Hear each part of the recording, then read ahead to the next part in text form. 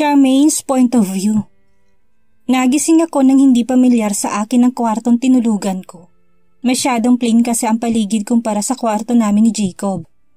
Nailibot kong aking tingin at dito ko nakita si Jacob na nakaupo sa may gilid ko habang nakadukdok. Dahil nakatalikod siya sa akin ay mabilis kong napansin ng gasa sa braso niya. Diyos ko po! Napatakip ako ng bibig. Ngayon ko lang napagtantong nasa ospital kami ngayon at ngayon ko lang din naalalang nangyari sa amin kagabi sa aking birthday party. Sa pagkakatanda ko'y sinurpresa ako ni Jacob sa aking kaarawan. Masaya naman yun na sinelebrate at sumasayaw pa nga kami ng romantic. Tapos biglang dumating si Mr. Ching at saka binuking niya ako kay Jacob. Nalaman tuloy ni Jacob ang tungkol sa sakit ko. Nawala naman talaga akong sakit tapos nung magpapaliwanag na ako'y bigla na lang may umalingaw-ngaw na putok. Nabaril ako at hindi ko na alam pa ang mga sumunod na nangyari. Ngayong nakita ko na si Jacob ay napanatag na ako. Buti naman at pareho kaming ligtas na walang masamang nangyari sa amin.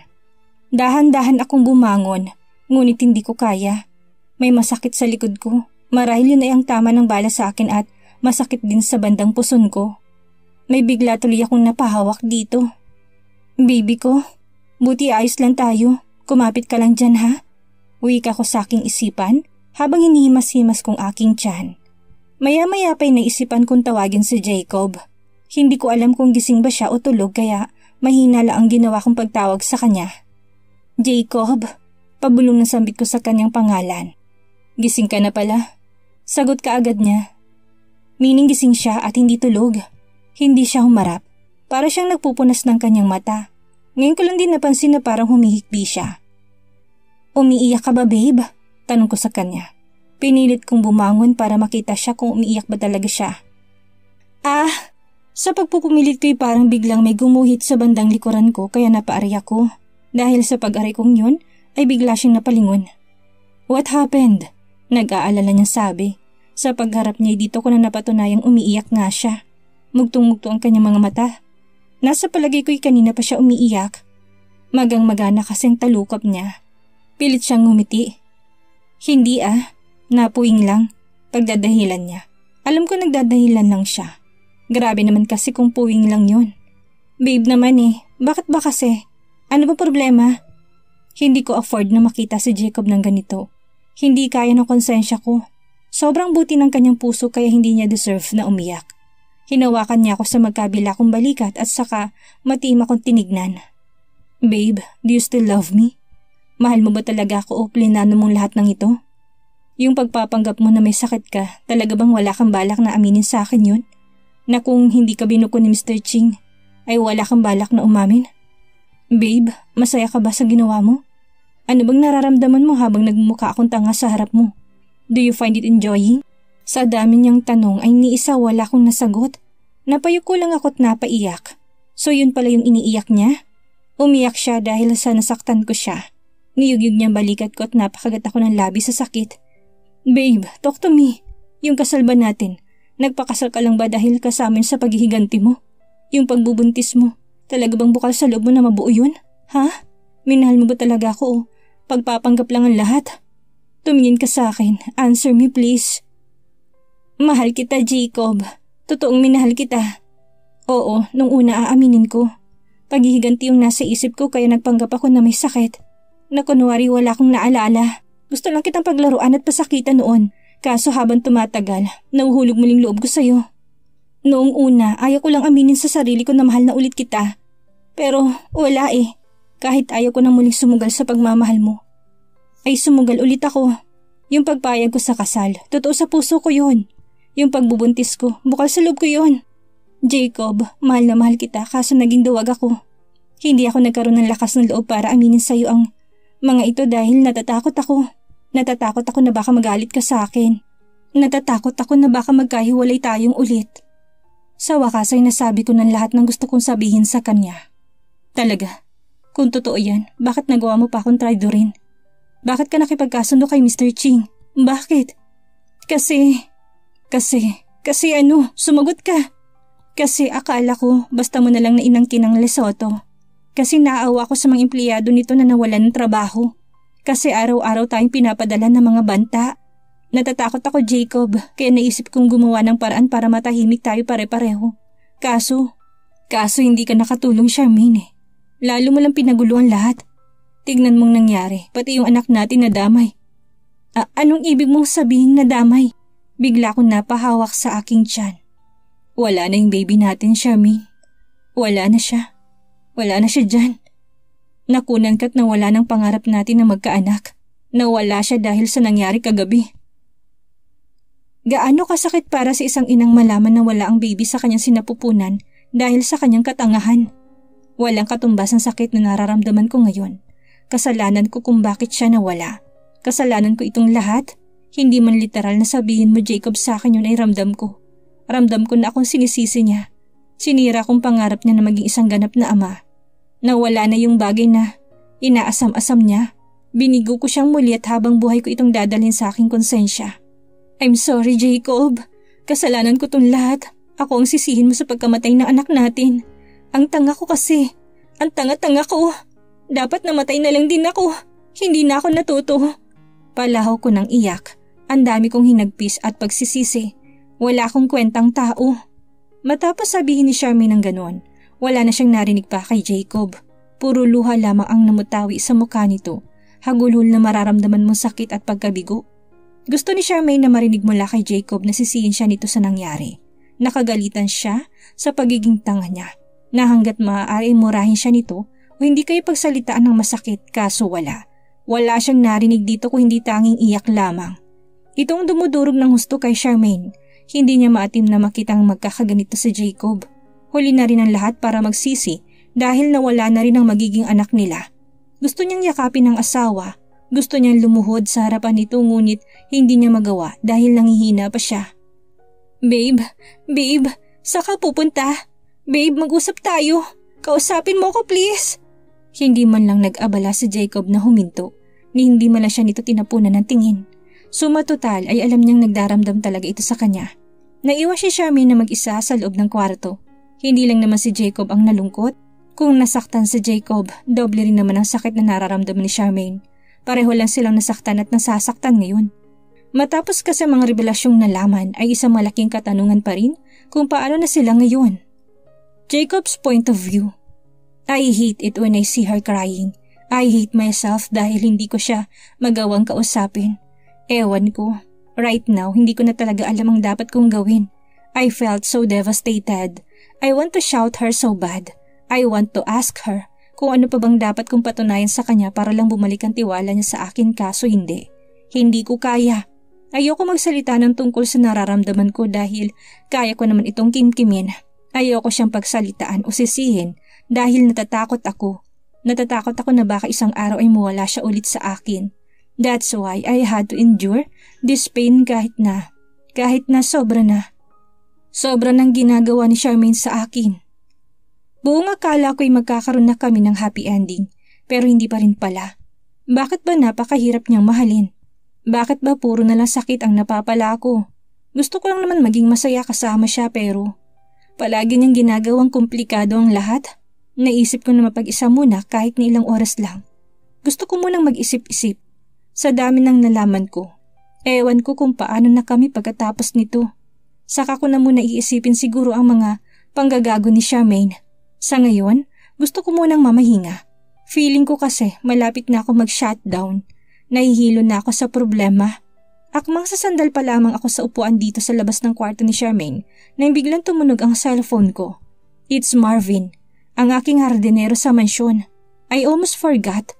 Muli na namang pumintig ang ugat sa ulo ko. Marami pa nga pala akong kinakailangang ayusin sa mansyon. Hello po sir. Si Marvin po ito. Kamusta na po kayo? Si Ma'am Charmaine po. Sir, pasensya na po sa abala pero kinakailangan nyo na pong bumalik dito sa mansyon. Kanina pa raw po kayo tinatawagan ni Attorney Medrano. May importante raw po siyang sasabihin sa inyo kaya inutusan niya po akong kontakin kayo. Okay lang kami Marvin. Okay naman si Ma'am Charmaine mo. Unfortunately, yung baby namin, hindi, wala na siya. Anyway, sige, pakisabi kay attorney. Papunta na ako dyan. Kaso pwede bang ikaw munang tumao dito? Kapag umalis kasi ako ngayon, walang magbabantay sa Ma'am Charmaine mo. Isasend ko sa'yo kung saang ospital to. Sige po, sasabihin ko po. Mabigat ang loob ko sa nangyari sa amin, sa mansyon at sa mga tauhan ko. Parang bangungot itong nangyari sa amin. Kagabi lang ay masayang-masaya pa kami. Katuwang ko pa silang naghanda ng sorpresa para kay Charmaine, tapos ngayon wala na sila. Pero no choice ako kung hindi magpakatatag. No choice ako kung hindi sikapin at tanggapin itong lahat. Ako si Jacob Cuevas. Lahat na ng sakit ay naranasan ko na at hindi ko na alam kung may darating pa na mas masakit. Samantala, makalipas ang 2 oras ay dumating na rin si Marvin. Malungkot ko siyang sinalubong at niyakap. Alam kong mahirap sa kanya ang nangyari. Nasaksihan niya ang malagim na sinapit ng mga kasamahan niya. Pasalamat din ako't buhay siya. Ayon kay Atty. Medrano ay si Marvin ang bumaril at nakapatay kay Mr. Ching.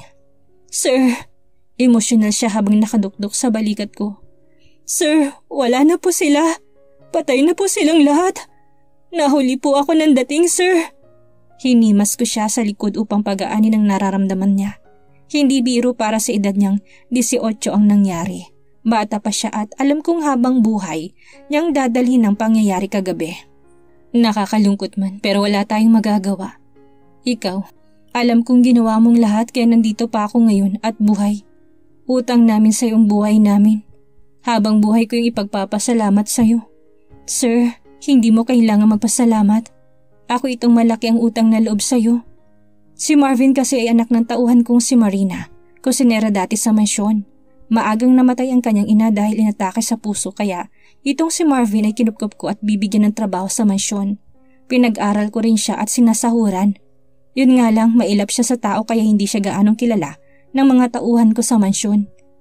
O paano, mauna na ako. Ikaw na munang bahala kay Charmaine. Aayusin ko munang magiging burol ng mga namatay mong kasamahan. Kukontakin ko pa mga kaanak nila para ipaalam ang malungkot na balita. Sige po, mag-ingat po kayo. Itinuro ko na sa kanyang kwarto ni Charmaine at pagkatapos ay lumabas na ako ng ospital. Hindi na ako nagpaalam sa asawa ko dahil hindi ko pa siya kayang kausapin. Masama pa ang loob ko sa kanya sa ngayon at hihintayin ko munang humupa ito bago kami mag-usap tungkol sa sakit niyang inimbento.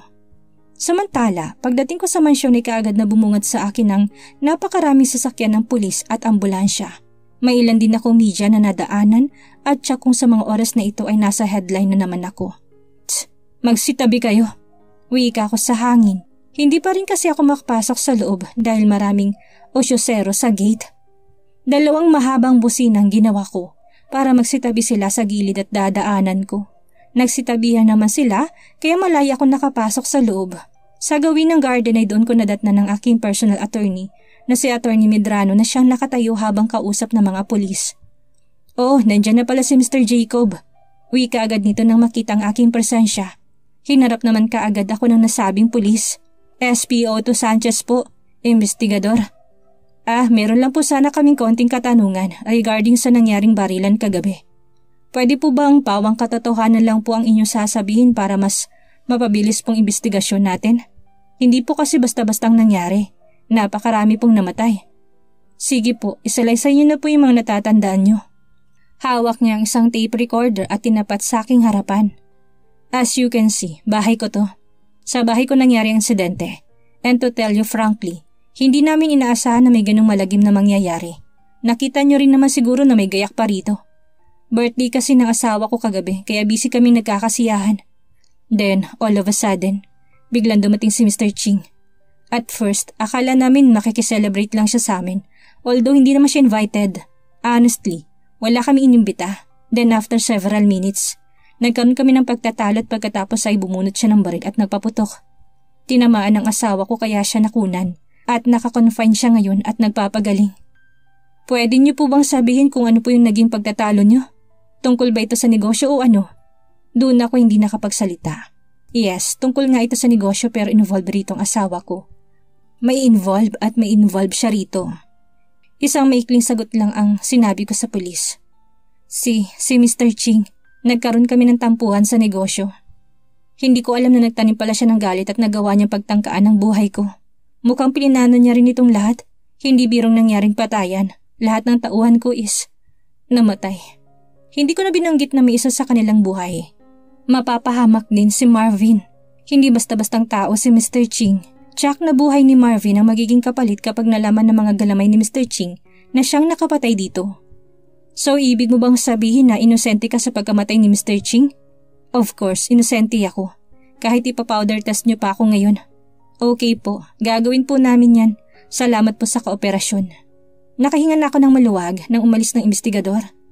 Sa tingin ko naman ay maayos kong naipaliwanag ang side namin at isang shootout lang ang nangyari. Now, what I am concerned is paano ko ipapadala isa-isa ang mga bangkay nito sa kanilang probinsya. Marami sila't mahihirapan akong gawin yon. I think mas mainam kung sabay-sabay na lang silang iburol. Papupuntahin na lang natin ang mga kamag-anak nila dito. Payo ng aking attorney sa akin. Pwede. Ganun na nga lang siguro. Sumang-ayon na lang ako dahil hindi pa nagfa-function ang aking utak ngayon. Seeing dead bodies of my people make my knees soft as jelly. Hindi na sila iba sa akin kaya masakit sa akin na makita ang kanilang mga bangkay. So, ano nang plano mo ngayon? Saan mo iuwi si Ma'am Charmaine pagkagaling sa ospital? Hindi ko alam. Kung ako ang tatanungin ay ayaw ko na rito. Kaso baka magtanong naman yun kung bakit aalis kami dito. Hanggat maaari ayaw ko malaman na niyan tungkol sa nangyari. Makakasama kasi sa... Bigla kong napangiti ng mapait after kong maalalang wala na nga pala siyang amnesia o head trauma. Gawa-gawa lang pala niya yung lahat. It doesn't make any sense din pala kahit na malaman niyang tungkol dito. Hanggang ngayon pala patuloy pa rin akong naniniwala sa sakit niya. I cared a lot. I sacrificed so much things like trabaho ko, negosyo ko at iba pang kailangan kong inunang harapin. Sana. I hate myself. Sa lahat ng ginagawa eto pa rin ako't nagmamahal pa rin ng totoo. Samantala, nagpasya ko na wag munang bumalik sa ospital. Oo, gusto ko siyang alagaan at damayan sa kalungkutan na nararamdaman niya ngayon. Kaso ngayon, gusto ko munang pansamantalang makalimot. Gusto kong bigyan ng oras ang sarili ko para magpahinga. Mapahinga sa lahat ng isipin. Nag-drive lang ako ng nag-drive. Bahala na kung saan ako mapadpad. Sa isang mini-Mary ako unang dinala na sarili ko at dito ako bumili ng Red Horse in Can. Unay dumampot lang ako ng 2 bote pero naisip ko na hindi pala yun dapat upang makalimot. 8 bote ang binili ko at saka nagpatuloy pa rin sa pagmamaneho. Habang tinatahak ko ang daang madilim ay sinasabayan ko rin ng pag-inom. Tunggalan ng tungga hanggang sa mamanhid. Yun naman ang gusto kong mangyari. Ngunit kahit pala namamanhid ng katawan ko ay hindi nadadamay ang puso ko. Naisipan ko magpatugtog ng music sa aking stereo. Random song sa FM at inihinto ko sa masayang tugtugin. Iyan, mawawala sandali ang isipin ko. Paano ka ba namang hindi mawawala ikanta ng Viva Hot Babes yung tumutugtog? Bulaklak sa buhay ay kailangan nang magkakulay ang mundo, ang bango-bango, ang bango-bango, ang bango-bango ng bulaklak. Pag inaamoy anong sarap. Natatawa akong mag-isa. Sinasabayan ng naturang kanta. Na-imagine ng mga kumakanta noon at napailing. Andrea Del Rosario, Maui Taylor, Katya Santos, mga walayang panama sa asawa ko. Ang ending, si Charmaine pa rin ang naisip ko. Muli ako nagbukas ng pang-4 na can ng Red Horse at nang marinig kong intro ng sumunod na kanta ay dito na ako nawala sa wisyo. Numb by Linkin Park pero dahil sa pagmamahal na yan, patuloy akong kumakapit. But the more I hold on to it, the more they slip away. Kada gawin ko hindi niya yun binibilang, basta nakapako lamang siya sa pagkakamali ko. Mahal niya kaya talaga ako.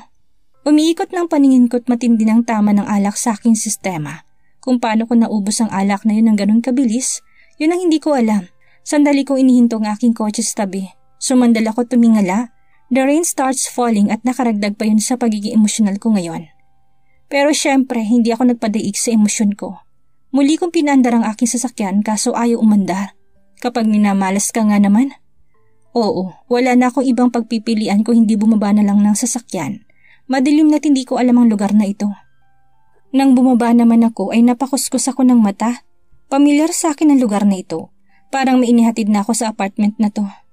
Tama, dito ko inatid si Honey noon. Ang babaeng kamukha ni Lucy na siyang naging sekretarya ko rin. Dito pa kaya siya nakatira? Nagbaka sakali ako na dito siya umuwi. Walang mali siya. Umuulan kasit nakainom ako kaya makikiusap ako na baka kung pwede magpalipas muna ako ng magdamag dito. Tok tok tok. Malalakas na katok ang ginawa ko dahil basang-basa na ako.